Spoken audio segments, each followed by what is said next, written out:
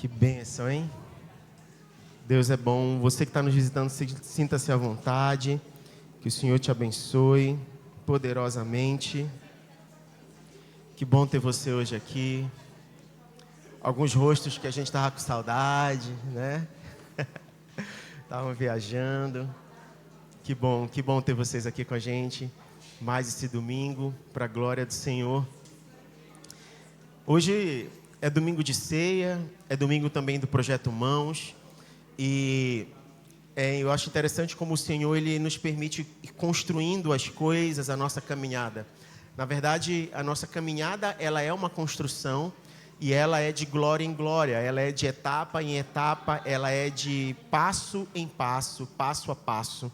E é fantástico quando a gente começa a compreender que o Senhor, Ele nos auxilia nesse processo de caminhada como se nós estivéssemos colocando um tijolo de cada vez.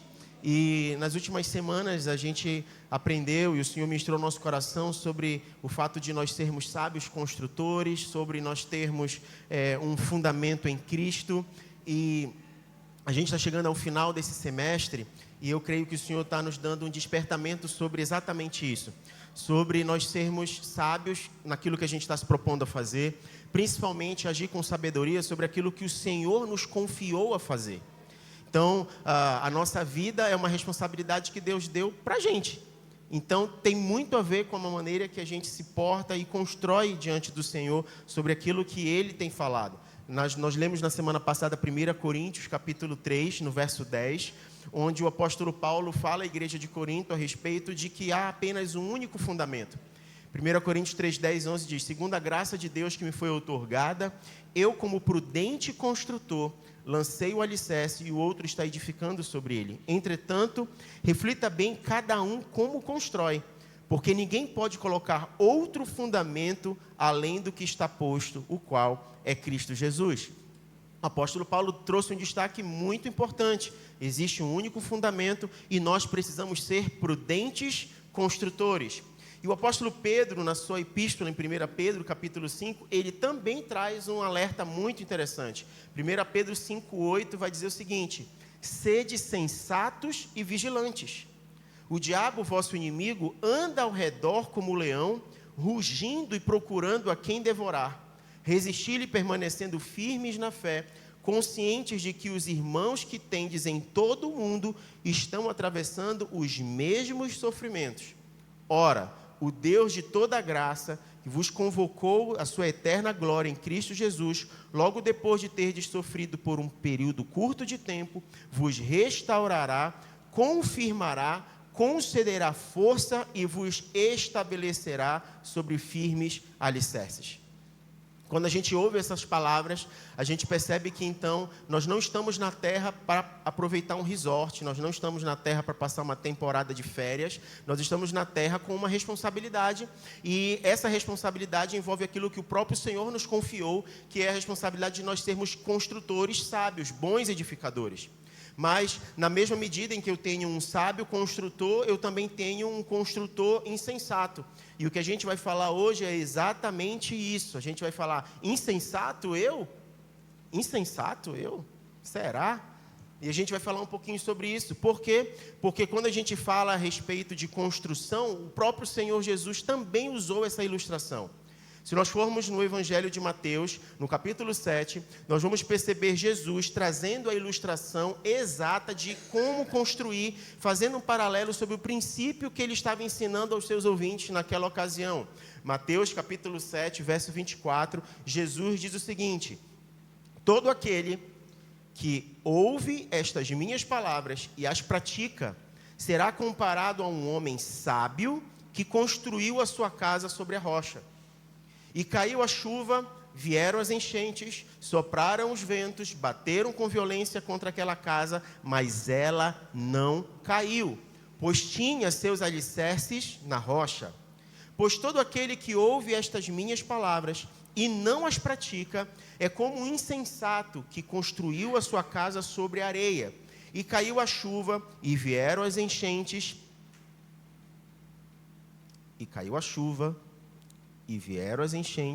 e aonde é que eu estava lendo?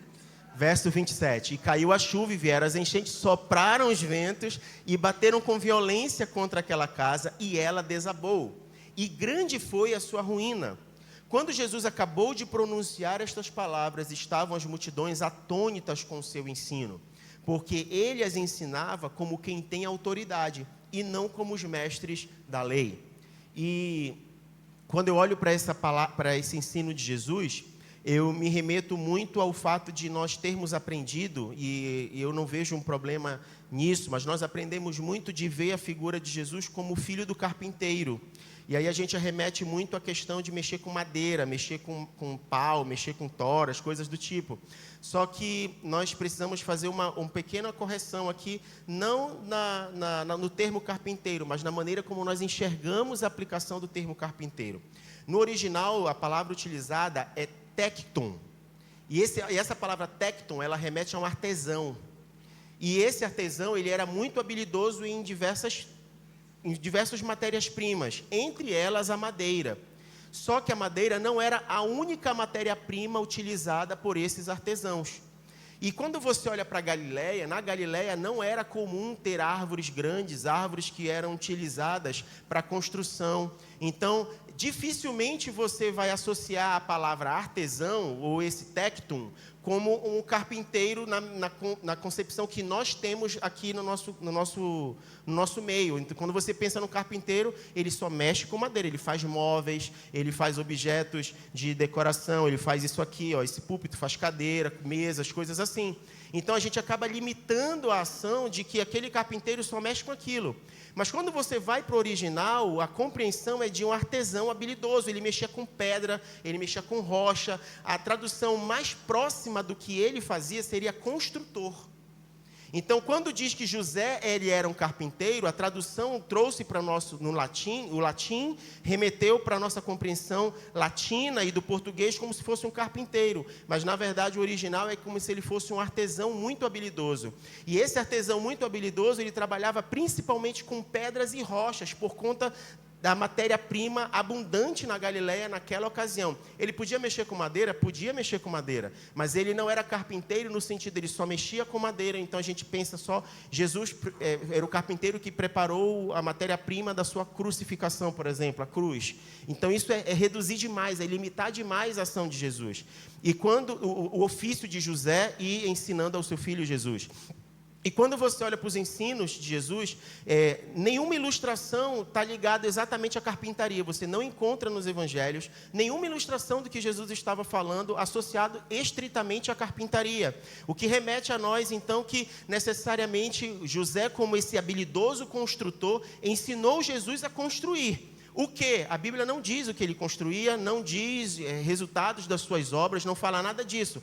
Mas fala que ele era um tectum. Tectum é um habilidoso artesão, um construtor.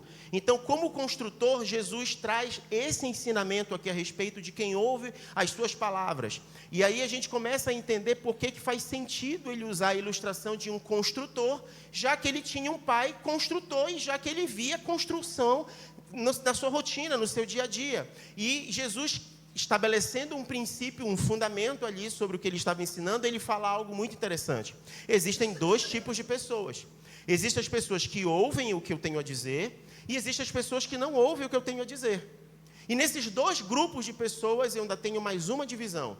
Aqueles que ouvem o que eu tenho a dizer são diferentes daqueles que ouvem e praticam. Infelizmente, nós temos no senso comum a ideia de que é possível ter um evangelho não praticante. Você já deve ter escutado alguns cristãos dizerem, eu sou de determinada religião praticante ou eu sou de determinada religião não praticante. Ou seja, eu acredito naquilo, eu quero aquilo, mas eu não estou envolvido, eu não tenho compromisso. Então, eu acabo levando a minha vida do jeito que eu quero. Jesus faz uma separação aqui e ele diz assim mesmo, olha, no que diz respeito ao reino de Deus, no que diz respeito à palavra do Senhor, só existem duas formas de viver. E você pode ser aquele que ouve e pratica, ou você vai ser aquele que ouve e que não pratica. E não tem essa questão de você que não ouve é tão igual quanto o que ouve e não pratica. E aí ele usa a ilustração daquele que constrói uma casa. E, mais uma vez, talvez por conta dos filmes ou por conta dos desenhos, a gente tem a impressão de que construir a casa sobre a areia é como se ele estivesse na praia ou em algum terreno de terra e começasse a construir. E construir na areia é como se ele estivesse procurando um local rochoso para construir. Mas a realidade das construções naquela época não eram assim. Eram bem semelhantes às que a gente tem hoje. Quem trabalha com construção sabe que para que você edifique qualquer coisa, você precisa ter um bom fundamento, você precisa ter um bom alicerce. Então você precisa cavar até encontrar um terreno sólido e rochoso o suficiente para suportar as estacas e suportar os baldames da construção da sua casa. Não era diferente naquela época. Então, quando Jesus diz a si mesmo, existem 2 grupos de pessoas, os 2 grupos ouvem o que eu digo. Os 2 grupos estão ouvindo o que eu tenho a dizer, mas existe uma diferença entre eles.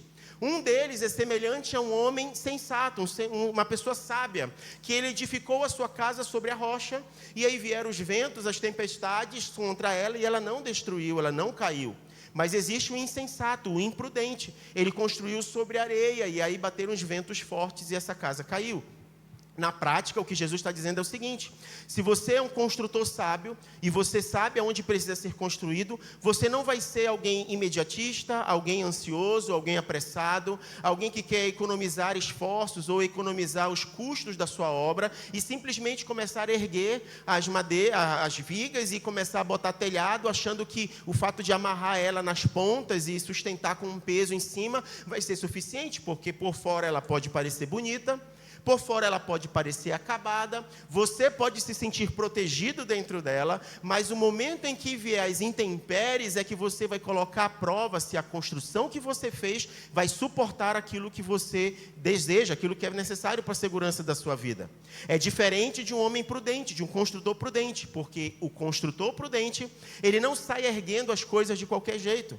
Ele começa a analisar o terreno e ele começa a perceber, eu preciso cavar aqui até encontrar um terreno sólido e firme o suficiente para aguentar a viga que eu vou ter que colocar. E quanto isso vai me custar? Não sei, eu tenho que ver, eu tenho que começar a botar a mão na massa, eu tenho que começar a cavar aqui, e eu tenho que começar a cavar, e pode ser que, dependendo do terreno, esse solo rochoso esteja mais acima, mas pode ser que ele esteja mais abaixo. A tecnologia dos nossos dias nos apontam que, dependendo da altura do prédio que você vai erguer, mesmo o primeiro solo mais firme não é suficiente para suportar o que está por cima. Você precisa cavar muito mais embaixo. O caso é que a gente não gosta de dar muito esforço, de gastar muito esforço, gastar muita energia. É desconfortável para nós. E quando se fala de custos, então, quem fez obra, quem faz obra sabe que uma hora sopra o vento e parece que o dinheiro foi todo embora. E você fica assim, ainda não terminei, ainda preciso construir, ainda preciso fazer algo. Da mesma forma, Jesus está dizendo assim mesmo, o sábio construtor é aquele que na hora que vai colocar a mão na massa para construir as coisas, ele sabe que vai demandar tempo dele. Vai demandar dedicação dele, vai demandar compromisso dele. Isso vai desgastar ele de uma certa forma, porque ele vai depender de tempo empenhado ali, esforços e recursos empenhados ali. E pode ser que algo que ele planejou para durar uma determinada quantidade de dias, dure outra quantidade de dias. E ele tem que estar preparado para isso, disposto a isso. E não desgastado ou prestes a chutar o pau da barraca e jogar tudo para fora.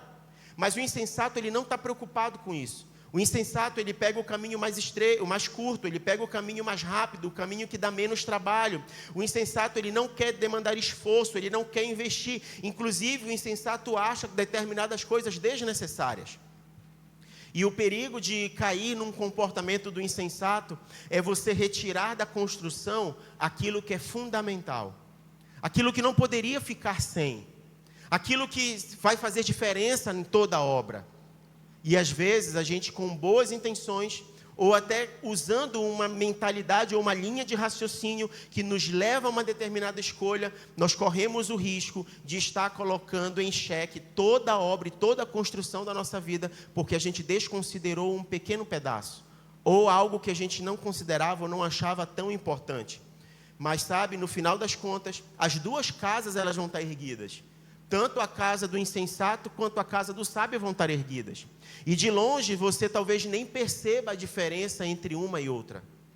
O momento que vai ser percebida a diferença é no momento em que vierem os ventos fortes, O momento em que vier a chuva, no momento em que vier as intempéries externas, é que você vai conseguir saber de fato qual é a casa que foi edificada sobre a rocha e qual é a casa que foi edificada sobre a areia. E basicamente tem a ver com superficialidade ou profundidade. Porque com profundidade você tem um alicerce firmado num fundamento. Na superficialidade você tem apenas as escoras apoiadas umas nas outras. Essa é a grande diferença.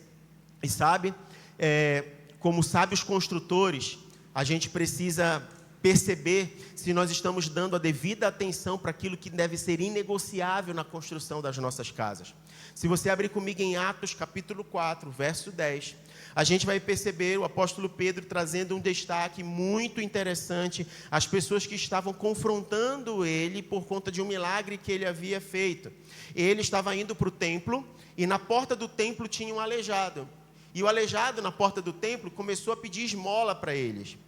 Pedro e João estavam indo para o templo pedir esmolas, e uma coisa muito interessante é que esmola, na época, ela é usada uma palavra chamada tzedakah. Tzedakah significa justiça, porque na aliança de Deus com o seu povo, não deveria ter pobreza no meio do seu povo.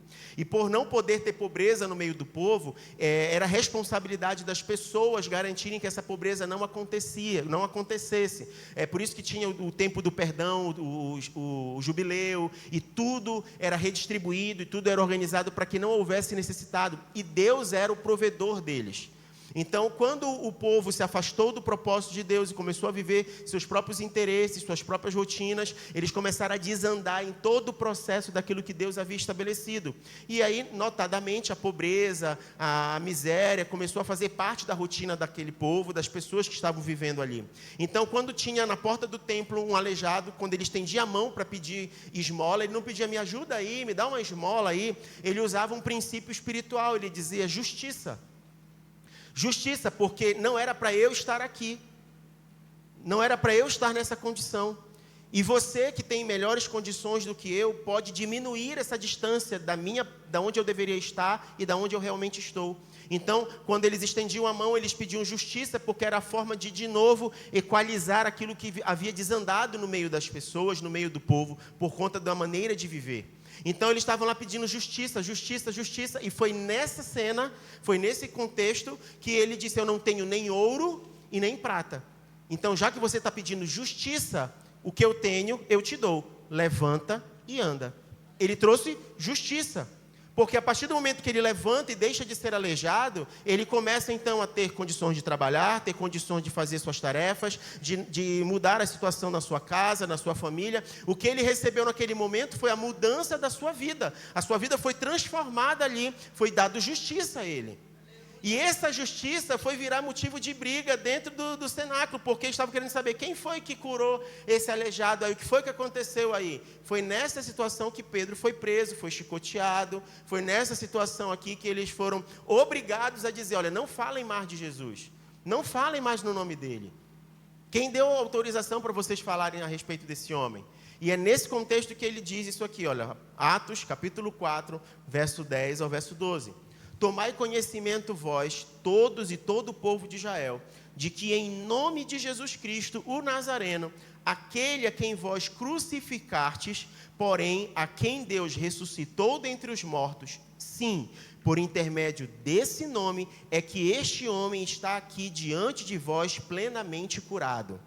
E este Jesus é a pedra que foi rejeitada por vós, os construtores, a qual foi posta como pedra angular. E, portanto, não há salvação em nenhum outro ente, pois em todo o universo não há nenhum outro nome dado aos seres humanos pelo qual devamos ser salvos.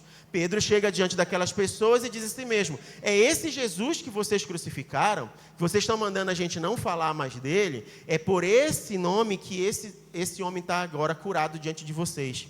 E vocês, construtores, estão tirando da vida de vocês, estão tirando do meio de vocês aquele que se tornou a pedra de esquina, a pedra principal, o principal fundamento. A pedra angular utilizada no texto, nas construções daquela época, era a principal pedra que dava direção e estrutura para tudo que seria erguido. Hoje em dia a gente faz a estrutura de alvenaria, né, e vai subindo os tijolos. Naquela época, como o trabalho ele era bruto, ele era um trabalho na rocha, era diferente de hoje. Então eles precisavam de uma pedra. Essa pedra ela precisava ter o ângulo correto e a posição correta na construção, e ela seria a sustentação de tudo que seria erguido depois. Uma ideia que a gente pode ter, não é igual porque a estrutura, a estética é diferente, mas você já se perguntou como é que a pirâmide do Egito foi erguida daquele jeito? Uma pedra sobre outra pedra, e elas vão fechando uns ângulos, e elas não têm nada que cole ela ali, não tem massa que cole, elas são sobrepostas umas sobre as outras. E isso se trata de angulação da pedra, o peso da pedra, a posição da pedra. Então, o que a gente está falando aqui é que havia uma pedra angular na construção. Essa pedra daria direção para a construção, daria sustentação para erguer as paredes, daria estrutura para que tudo fosse erguido. E Pedro está dizendo o seguinte: vocês construtores pegaram a principal pedra da construção e vocês estão lançando ela fora. O estilo de vida que esse homem vai viver agora diz respeito a essa pedra que vocês rejeitaram. E eu não sei se você já percebeu o quanto que as pessoas têm aversão a Jesus. Elas aceitam Deus, elas pensam em algo divino, mas quando se fala de Jesus, parece que as pessoas têm uma agonia dentro delas. Jesus leva as pessoas a um ponto de encontro com uma realidade que às vezes elas não estão dispostas a encarar. Jesus chama as pessoas a uma posição de compromisso que muitos não estão dispostos. Por isso que não tem como ter um evangelho praticante e um evangelho não praticante. Ou você é, ou você não é. Ou você é de Cristo, ou você não é. E é o que Jesus está dizendo: aqueles que ouvem a minha palavra e praticam é semelhante a um sábio construtor, porque ele está edificando a vida dele sobre um fundamento, e esse fundamento é a pedra de esquina, é a pedra angular, é o principal alicerce para que o edifício seja bem edificado. E o apóstolo Pedro, em 1 Pedro, capítulo 2, verso 4, na sua epístola, ele fala uma coisa muito interessante a respeito dessa rejeição da pedra angular. 1 Pedro, capítulo 2, verso 4, ele diz o seguinte: achegando-vos a ele, a pedra viva, rejeitada pela humanidade, mas eleita e preciosa para Deus. Vós também, como pedras vivas, sois edificados como casa espiritual, com o propósito de ser de sacerdócio santo, oferecendo sacrifícios espirituais e aceitáveis a Deus por meio de Jesus Cristo. Porquanto, assim está registrado na Escritura: eis que ponho em Sião uma pedra angular, escolhida e preciosa, e aquele que nela depositar sua confiança jamais será envergonhado. Assim sendo, para vós, os que credes, ela é preciosa, mas para os que não creem, a pedra que os construtores rejeitaram tornou-se a principal, a pedra angular, e pedra de tropeço e rocha que causa a queda, porquanto aqueles que não creem tropeçam na palavra por serem desobedientes. Todavia, para isso também foram destinados. Aqui nós temos duas realidades. Quem ouve a palavra e pratica, tem o Senhor como pedra viva, pedra angular, pedra principal. Depositando a sua confiança nele, não será abalado. Depositando a sua confiança nele, todo edifício bem erguido será construído para a glória de Deus. Mas para aqueles construtores que rejeitam a pedra angular, para aqueles construtores que lançam mão dessa pedra, ela se tornou pedra de tropeço. Ela se tornou o motivo em que eles são pegos em desobediência. Então o problema não é a pedra. O problema é a postura dos construtores. Para aqueles que ouvem a palavra e praticam, pedra viva, pedra angular, pedra de esquina, pedra de sustentação, pedra de confiança, não seremos abalados. Mas para os insensatos, pedra de tropeço, porque toda vez que ele vai querer fazer uma coisa que não está batendo com o fundamento, ou ele obedece e segue no fundamento, ou ele rejeita. E aí isso é tropeço para ele. Por quê? Porque ele está a fim de fazer a sua própria vontade e não se sujeitar à pedra angular e ao fundamento. Aqui é a diferença para qual caminho está se seguindo. Para esses que rejeitam a pedra, pedra de tropeço, porque eles estão pegos em desobediência. Está dando para entender? Mas é melhor quando a gente consegue ver isso aplicado na prática, na vida de alguém, na história de alguém. Então eu quero te convidar a abrir comigo Lucas 19. Porque eu queria que a gente dedicasse alguns minutos para ver esse princípio aplicado sobre a vida de um homem que está descrito na Bíblia, nessa história de Lucas 19. Lucas 19 conta a história de um homem pequenininho, Zaqueu. Eu lembrei da minha música da escola bíblica. Zaqueu pequeno, quase anão, desejava ver Jesus. Minha mãe que me ensinou. Ela era professora da escola bíblica dominical, essa senhora aí, ó. Está aposentada, diz que pode isso, gente? Não pode, né? Tá certo. Tem criança lá em cima, tô só dizendo. Tô brincando, vamos lá. Lucas 19:1 diz assim: chegando a Jericó, atravessava Jesus a cidade, e eis que um homem rico, chamado Zaqueu, chefe dos publicanos, buscava ver quem era Jesus. Todavia, sendo ele de pequena estatura, não o conseguia, devido à afluência do povo. Por esse motivo, correu adiante da multidão e subiu em uma figueira brava para observá-lo, pois Jesus ia passar por ali. Quando Jesus chegou àquele local, olhou para cima e chamou: Zaqueu, desce depressa, pois preciso ficar hoje em tua casa. No mesmo momento desceu Zaqueu apressado e recebeu com enorme alegria. Todos, em meio à multidão que presenciaram o que se passou, começaram a murmurar: ele entrou na casa daquele pecador e vai hospedar-se lá? Então Zaqueu tomou a palavra e comunicou a Jesus: eis a metade dos meus bens, Senhor, que eu estou doando aos pobres. E se de alguém extorquir alguma coisa, devolverei 4 vezes mais. Diante disso, Jesus declarou: hoje houve salvação nesta casa, pois este homem também é filho de Abraão, porque o Filho do Homem veio buscar e salvar o que se estava perdido. Nós temos aqui duas realidades, 2 momentos da vida de Zaqueu. Um momento antes de Jesus e depois de Jesus. A gente não tem muita informação para saber se Zaqueu tinha problema de autoestima, se Zaqueu era autoconfiante, se Zaqueu usava a posição dele para se prevalecer. A gente tem um indicativo por conta do que ele era, um cobrador de impostos, um publicano. Por conta disso, era muito fácil extorquir as pessoas. Era muito fácil enganar as pessoas.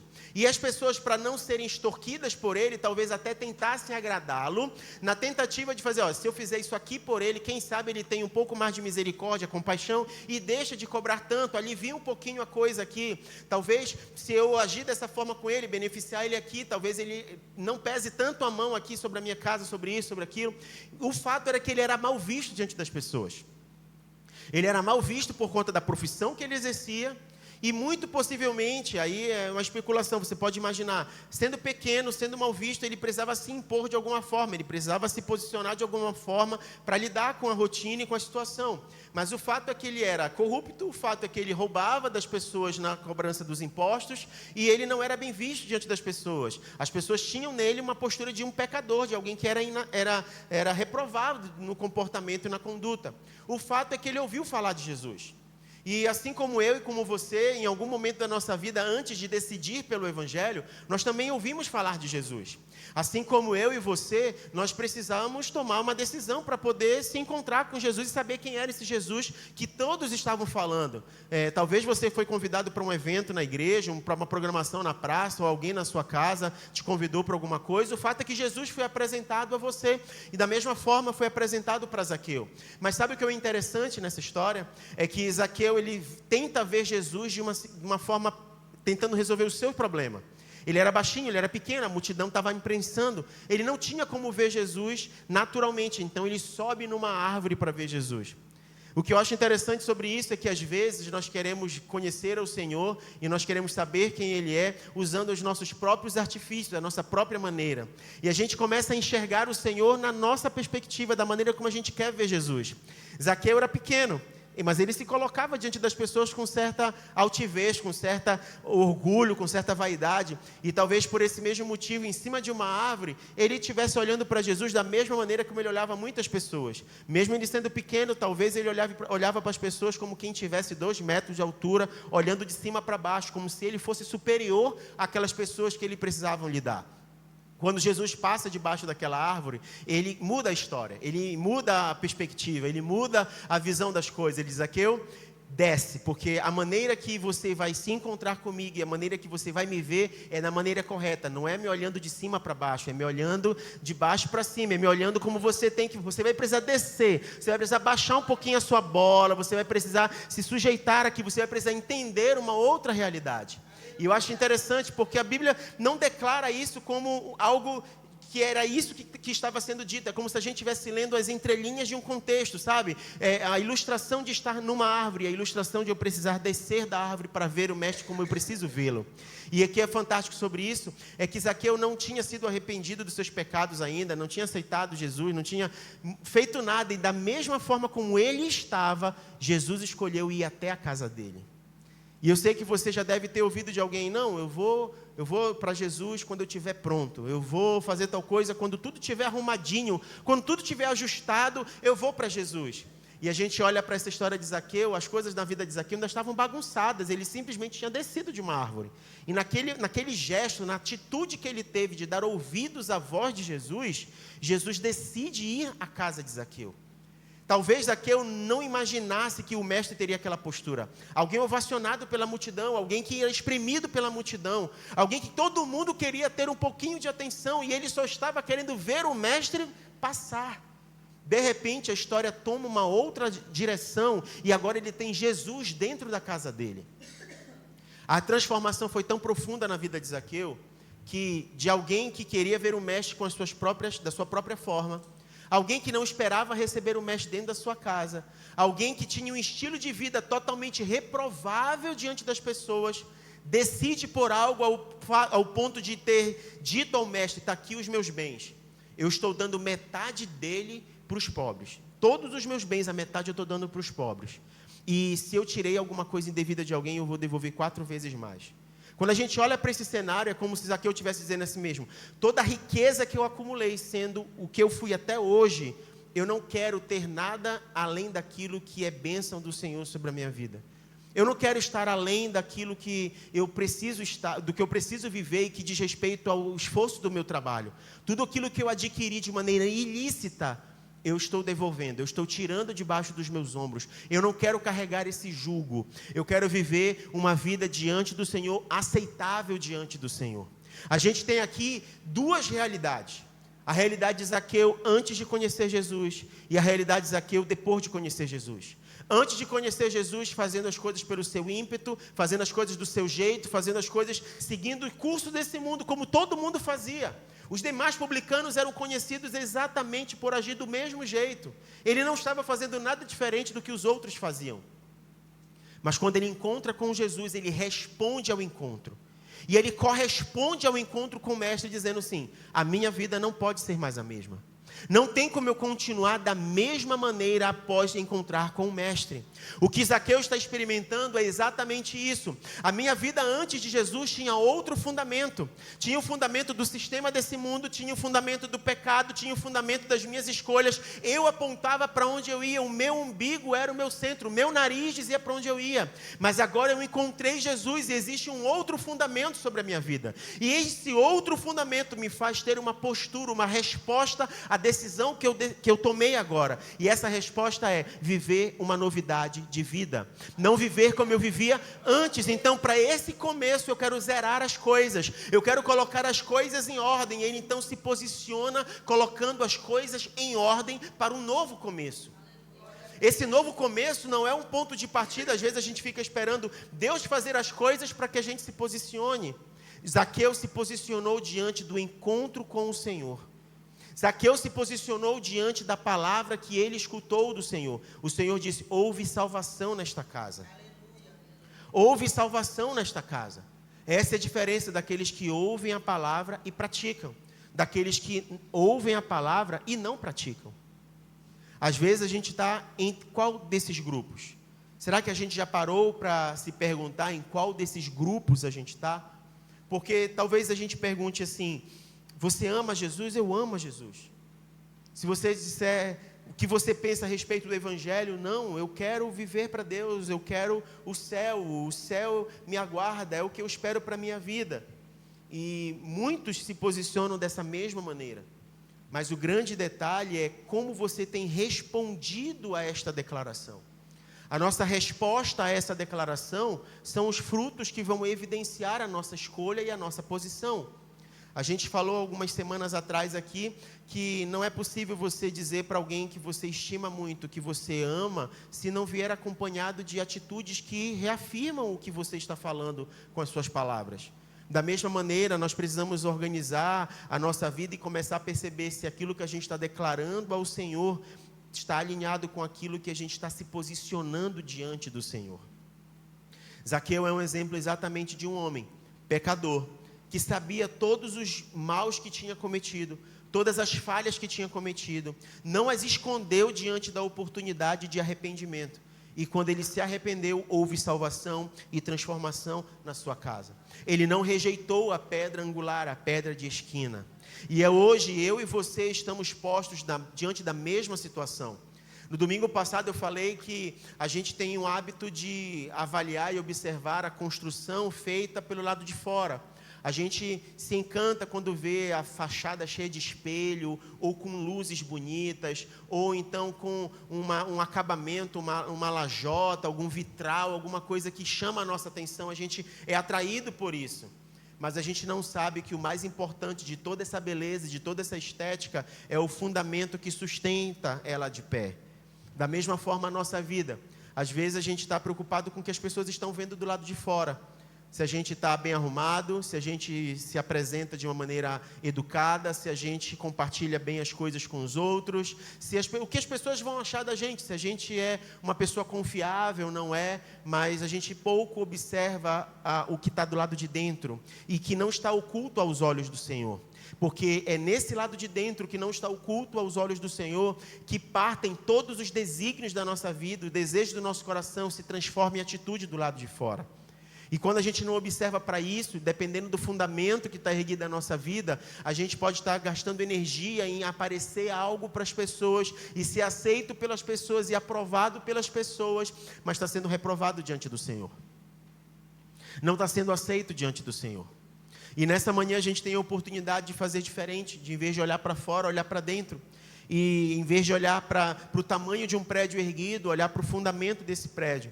E começar a olhar para a nossa vida e se enxergar, porque será que eu não estou sendo esse insensato? E essa imagem que você vê aí da nossa ilustração de hoje, do tema da ministração, ela representa bem isso, porque só tem uma forma de nós lidarmos com a postura de sermos insensatos ou sábios, é olhando para nós mesmos. É só olhando para si, é se colocando na frente de um espelho que a gente tem condições de identificar a realidade que nós estamos vivendo.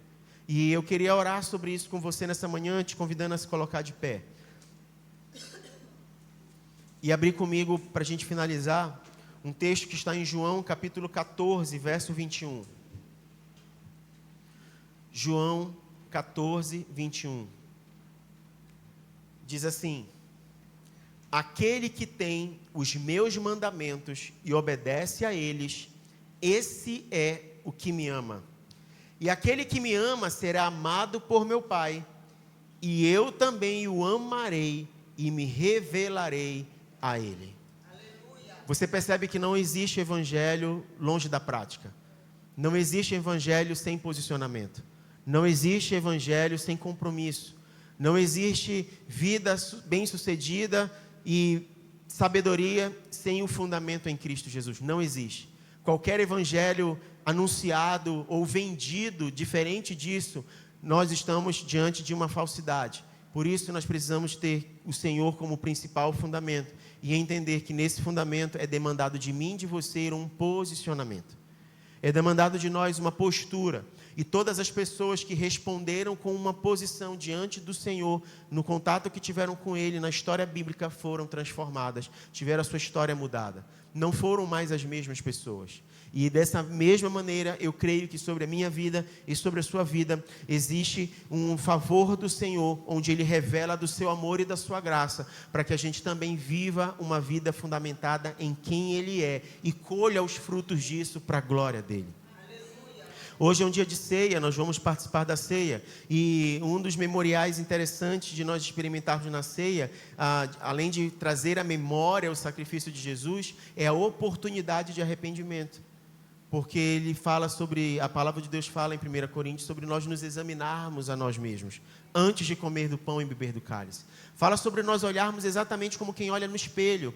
E o melhor espelho que a gente possa olhar, não é aquele que está no teu banheiro, no teu quarto, que vem na porta do teu guarda-roupa, não é aquele da Shopee, que quando tu gruda na lajota ele fica ondulado, não é esse. O melhor espelho para você usar na sua vida é a palavra de Deus. É o melhor espelho que a gente possa usar, porque ele não embaça. Esse espelho não embaça, ele não suja, esse espelho não muda, esse espelho não quebra. Esse espelho aqui, ele não vai te falsear qualquer coisa, ele vai ser sincero, vai ser verdadeiro, ele vai te mostrar a coisa do jeito que é. Não é o espelho da Branca de Neve, não é o espelho real, ele não é místico, ele não é falso, ele é sobrenatural, mas ele não é igual aos contos de fada. Esse espelho é a realidade que a gente pode ver com compaixão, fidelidade, amor e graça da parte de Deus. E é sobre esse espelho que eu e você devemos nos enxergar para nos posicionarmos diante do Senhor.